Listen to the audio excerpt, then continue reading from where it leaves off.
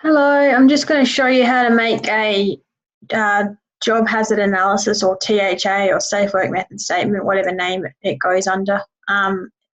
This is just for a job that we're doing out at Kideco. So I've already started making it, but I'll just go back and show you. So it's for a job called CJ9 concentrate sheds gutter. So they're installing some gutters. So I've got the client's template. Obviously, some jobs will use our own template and some jobs will use the client. Just depends on what the requirements of the client are. So I'm just going to zoom out so you can see. Okay, cool. So what I've done is I've just put the job description in, install gutters to concentrate shed doorways, the date, and I've gone through and ticked the hazards that apply.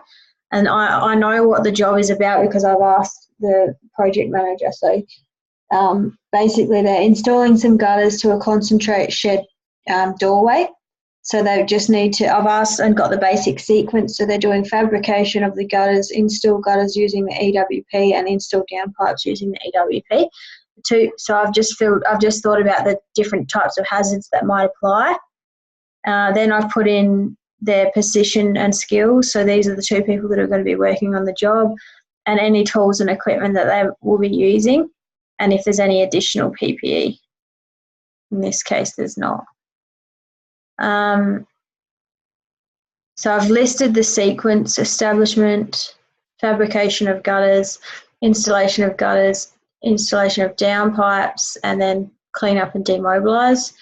If I come down to the risk matrix down the bottom, I have to analyse it and see what the consequence and likelihood are of these hazards occurring. So what I'll do is I'll just do a split screen so that we can see both things at the same time. So down here I can have the matrix, and I can go back to where I am in the document up the top. So the likelihood of slips, trips, falls, strains, sprains, manual handling injuries. So it's likely. So down here you can see. So if I go likely, I stay in this column. Now I have to work out what the consequence might be. So if they could slip, trip, or fall, or have a manual handling injury, it could be moderate. It could be a lost time injury. So you just follow that along, and it's a high 17. So the likelihood will be B for likely. The consequence will be 3 for moderate. And the rating will be 17. It'll be high before we put in any controls. Then we put in our controls. So we've got, induction, training, PPE,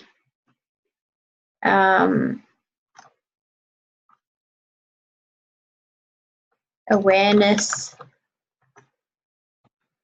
So we could put that under behavioural.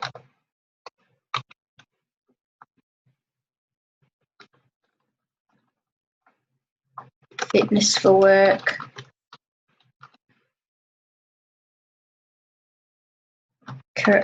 Follow correct manual handling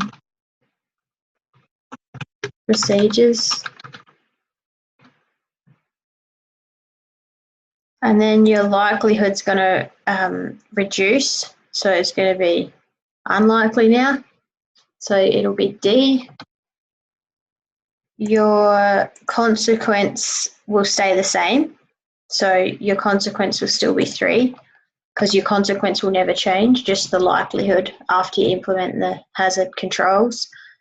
And then your rating will become moderate 9. So let's just reduce that rating. I don't know what's wrong with this Word document. I'm just going to save it and close it and go back into it because it's giving me grief.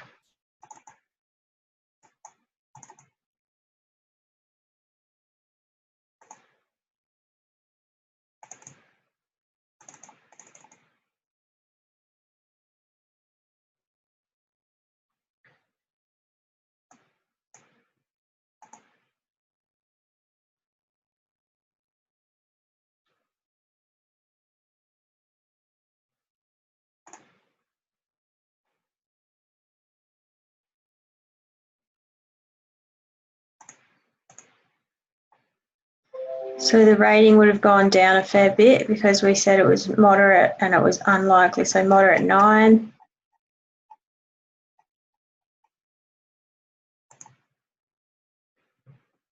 These next steps are a little bit more serious. So because they have electric tools that they're using, so they could have electric shock.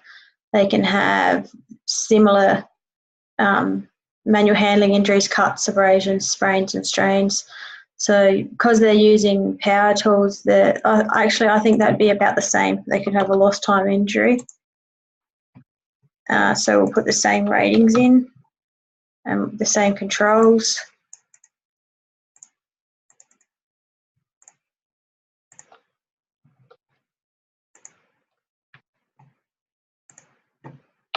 Except we need to add the control of inspecting the electrical equipment before use.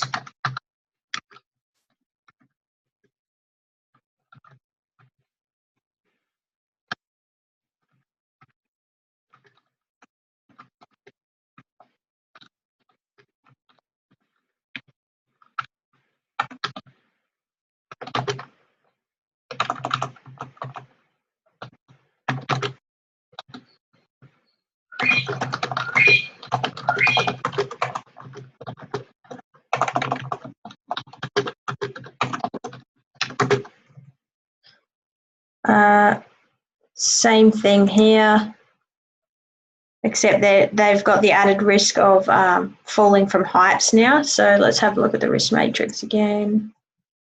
So it's possible to start with. So we're C still.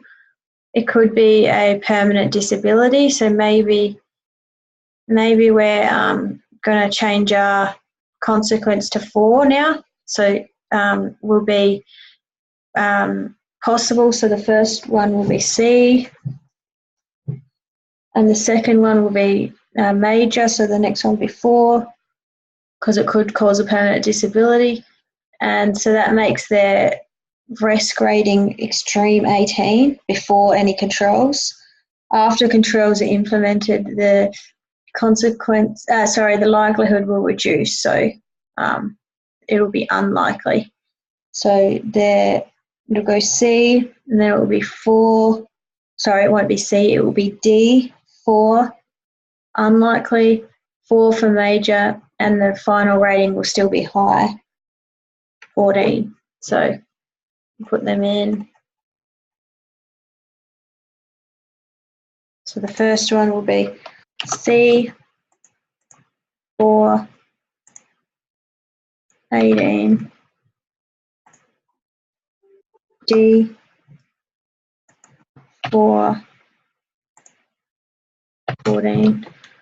The controls will be as above, but we have to add in the additional controls of the working at heights.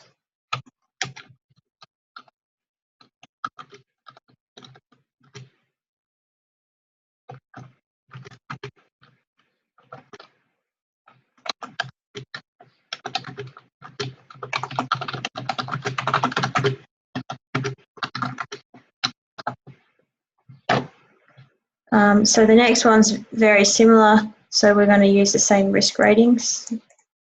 There's no added risks. They're doing the same thing. So everything will be the same.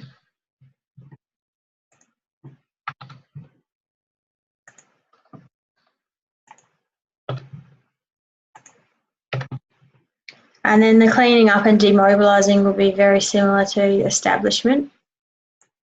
So we can copy from there.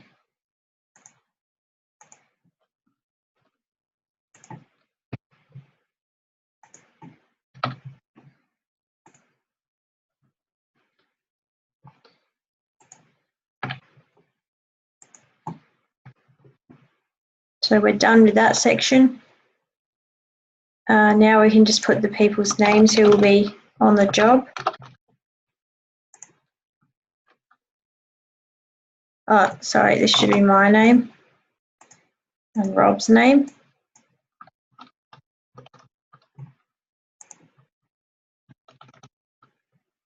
And this should be Kevin Long and Jason Bartlett,